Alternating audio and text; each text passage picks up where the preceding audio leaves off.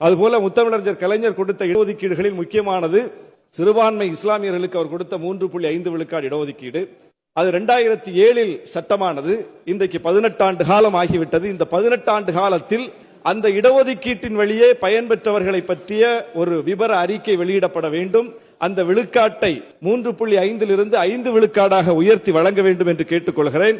மாண்புமிகு பேரவைத் தலைவர் அவர்களே, கடவுள் நம்பிக்கை இல்லாத நம்முடைய மாண்புமிகு முதலமைச்சர் அவர்கள் கடவுள் நம்பிக்கைக்காக திருக்கோயில்களுக்காக கொடுக்கப்பட்ட நிலங்கள் ஆக்கிரமிப்பில் இருந்தால் அதை மீட்டு கொண்டு வந்து அந்த ஆலயங்களுக்கே ஒப்படைப்பதற்கு மிகப்பெரிய முயற்சியை செய்து ஒப்படைத்துக் கொண்டும் இருக்கிறார்கள். அதற்கு அறநிலைத்துறை அமைச்சருடைய நடவடிக்கைகள் சாட்சியாக இருக்கிறது. ஆனால் கடவுள் நம்பிக்கை உள்ளவர் நம்முடைய மாண்புமிகு பிரதமர் அவர்கள்.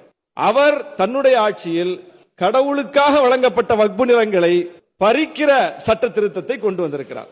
இப்படிப்பட்ட நிலையில் தமிழ்நாட்டில் வக்ஃபு சொத்துக்கள் எங்கெங்கெல்லாம் இருக்கிறதோ, குறிப்பாக அந்த வக்ஃபு பை யூசேஜ் என்கிற அந்த வக்ஃபு சொத்துக்களுக்கு பாதுகாப்பு கொடுக்கிற வகையில் அந்த பட்டியலை எடுத்து தமிழ்நாடு முழுவதும் வக்ஃபு பை யூசேஜில் இருக்கக்கூடிய வக்ஃபுகளை அடையாளம் கண்டு அவற்றுக்குரிய ஆவணங்களை கொடுத்து அவற்றை அங்கீகரிக்க வேண்டும் என கேட்டுக்கொள்கிறேன்.